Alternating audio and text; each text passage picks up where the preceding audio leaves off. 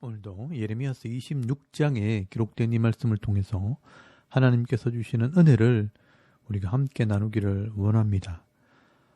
여러분, 이 예레미야서 26장 말씀에는 요시야의 아들 여호야김 왕 때 예레미야 선지자의 성전 설교와 또 한 선지자의 죽음에 대해서 기록을 하고 있습니다.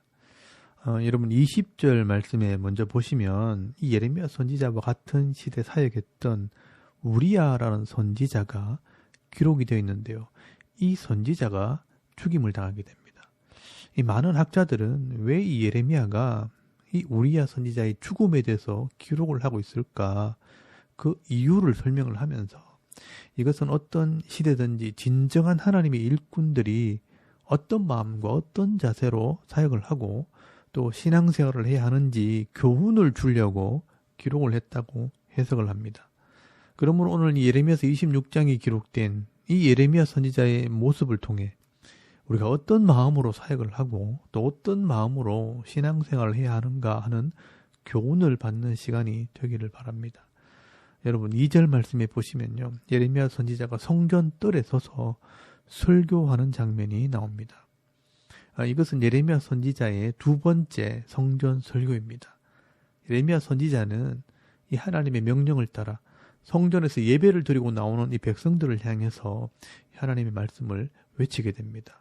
여러분 2절 말씀에 보시면 여호와께서 이와 같이 말씀하시니라. 너는 여호와의 성전 뜰에 서서 유다 모든 성읍에서 여호와의 성전에 와서 예배하는 자에게 내가 네게 명령하여 이르게 한 모든 말을 전하되 한마디도 감하지 말라라고 말씀을 합니다. 여러분 하나님께서 이 예레미야 선지자에게 이 성전에서 예배드리고 나오는 이 성도들에게 내가 전하는 말 한마디도 감하지 말라고 말씀을 합니다. 그 말씀이 뭐냐면 4절에서 5절까지 말씀입니다.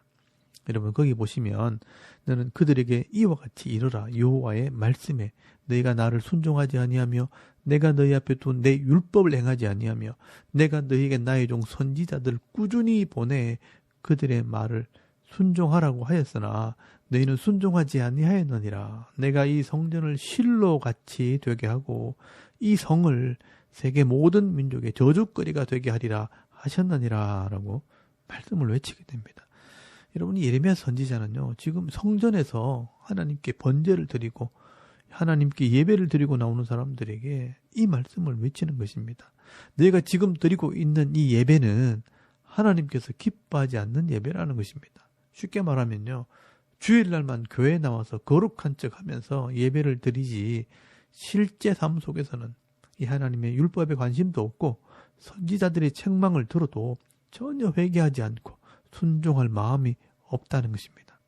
그래서 너희들이 예배드리는 이 성전이 실로 같이 될 것이고 너희들이 살고 있는 이 예루살렘 성은 세계 모든 민족에게 저주거리가 되게 하리라 라고 말씀을 하고 있는 것입니다. 여러분 성전과 예루살렘에 대한 경고의 말씀입니다. 여러분 당시 이 예레미야 선지자의 이 설교는요. 당시 예루살렘에 살고 있던 믿음 없는 사람들이나 이 교만한 사람들이 듣기에는 아마 자기들에게 욕을 하는 설교로 들렸을 것입니다.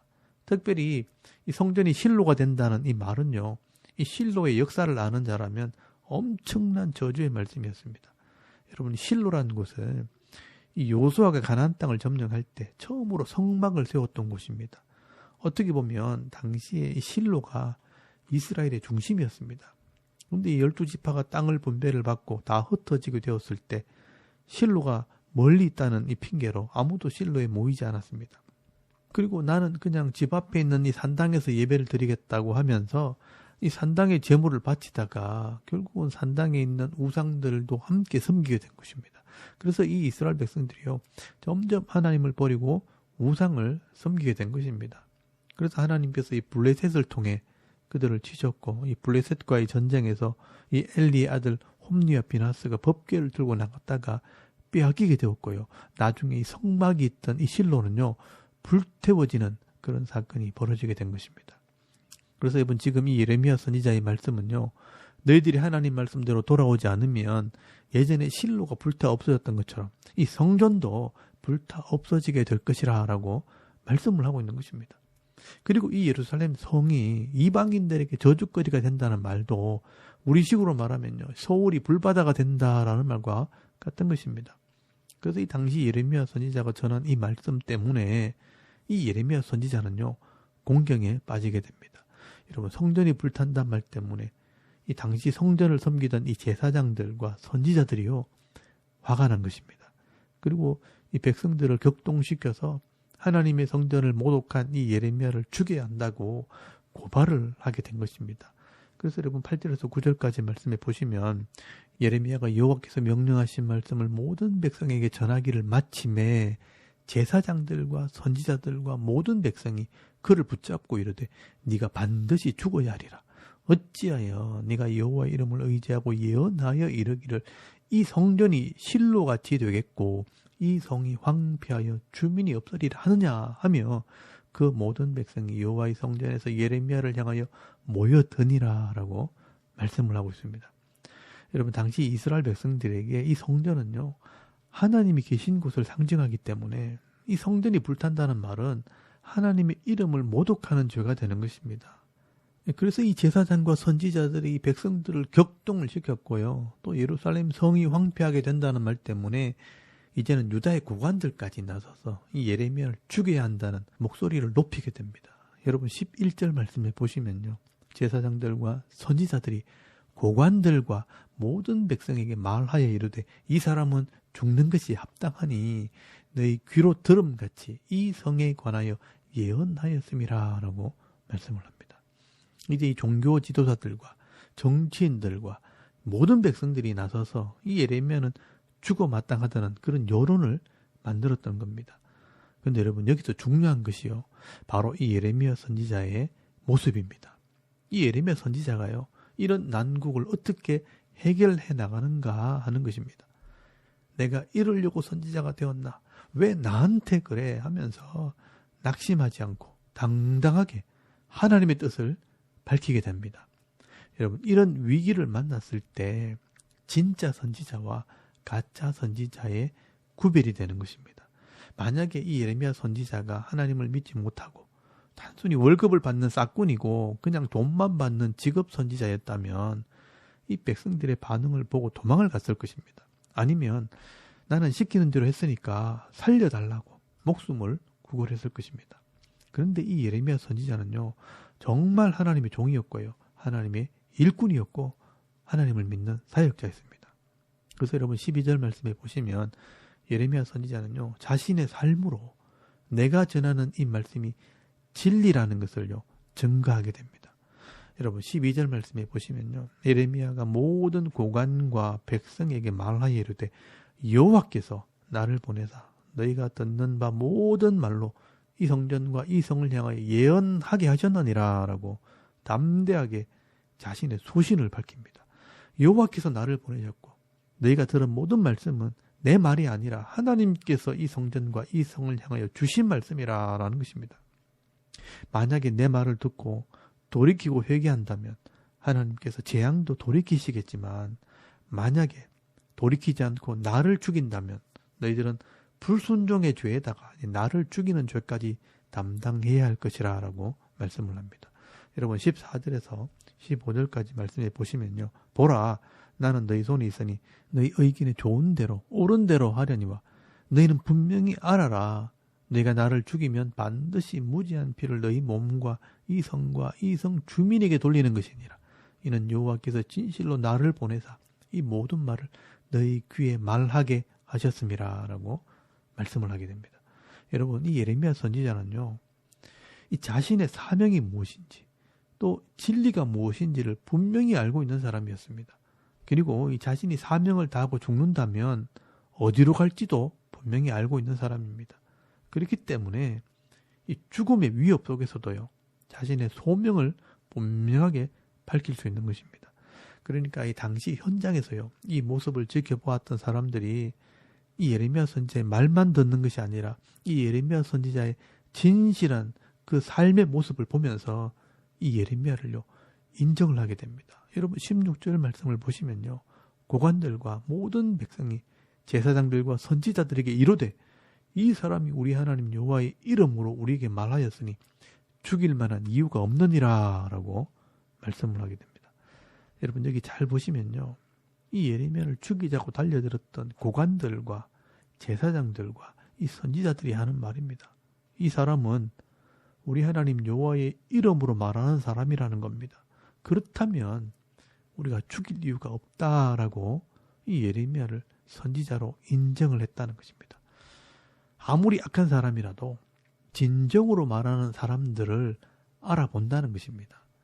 그래서 여러분 17절 말씀에 보시면 나이가 많은 어른들, 이 장로들이 일어나서 역사의 교훈을 살피면서 과거에도 이런 일이 있었다 하는 것을 교훈을 하게 됩니다. 여러분 18절 말씀에 보시면 히스기야 왕 때 미가야라는 선지자가 이 하나님 말씀을 외치고 독한 말로 성전이 무너지고 예루살렘이 무더기가 된다고 예언을 했지만 히스기야 왕이 그 말을 듣고 순종하여 회개함으로 하나님의 재앙이 임하지 않게 되었다라고 증언을 하게 됩니다. 여러분 예전에 이 진짜 선지자의 말을 듣고 회개할 때 하나님께서 도와주시는 것을 체험했기 때문에 이 예레미야 선지자도 진짜 하나님의 선지자라면 우리가 이 예레미야 선지자도 함부로 해서는 안 된다고 말을 하고 있는 것입니다. 여러분 이렇게 선지자는요. 녹음기처럼 하나님 말씀만 전하는 것이 아니라 실제 삶 속에서요. 자신의 진실함을 보여줄 때 사람들이요. 하나님의 사람으로 믿게 되는 것입니다. 여러분 이게 진짜 선지자의 모습입니다. 저도 사실 이 문제 때문에 많은 고민을 합니다. 신학교를 다니면서 신학을 공부하고 또 교회에서 교육자로 사역을 하다 보면요.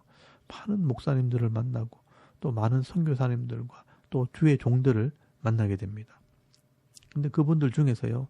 정말 담대하게 말씀을 전하고 헌신을 하고 성령 충만하게 기도하는 이 모습들을 보면 많은 도전이 되고 감동을 받다가도요.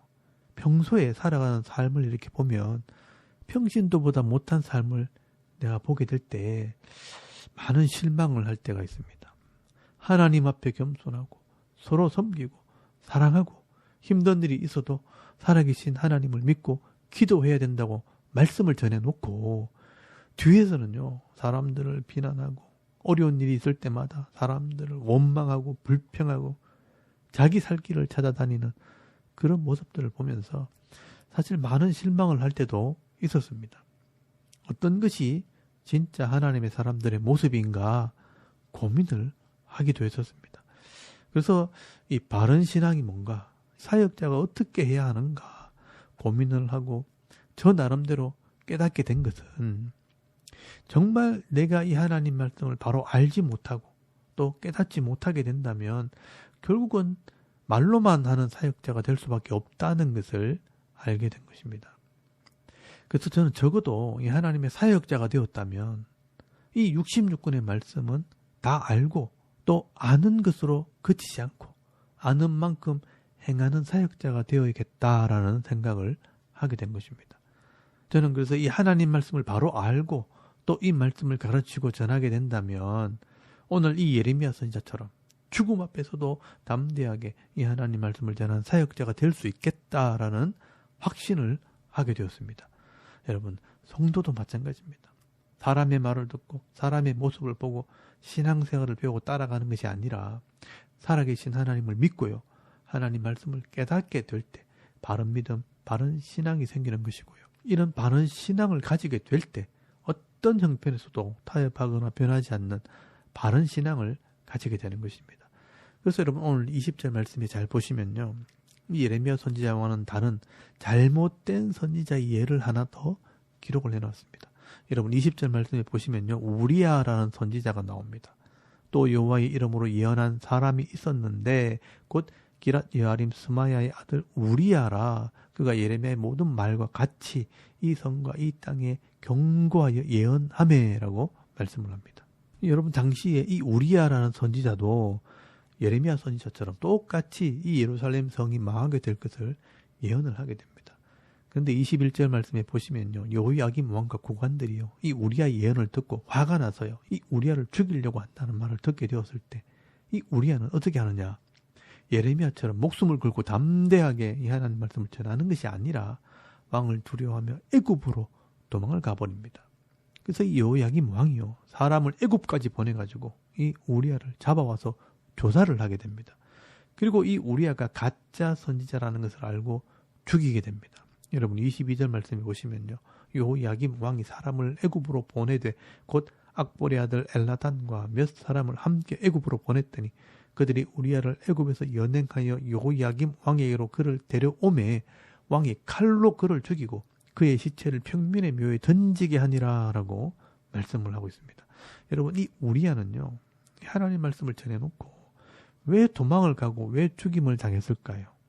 자세히 설명이 되어 있지 않지만요, 이 예레미야 선지자와 비교해서 기록을 해놓은 것을 보면 미루어 짐작할 수 있습니다. 왕과 고관들이 볼 때 이 우리아는 선지자 같지 않았다는 것입니다. 진리보다 자기 생명을 더 귀하게 여겼고요, 또 자기를 보내신 하나님을 믿기보다는 세상에 힘 있는 자를 더 의지했다는 것입니다.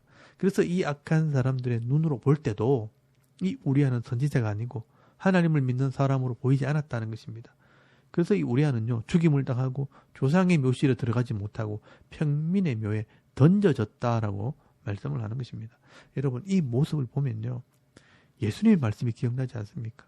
소금이 그 맛을 잃으면 무수로 짜게 하리요, 후에는 아무 쓸데없어 다만 밖에 버려져 사람에게 밟힐 뿐이니라 라고 말씀하지 않습니까?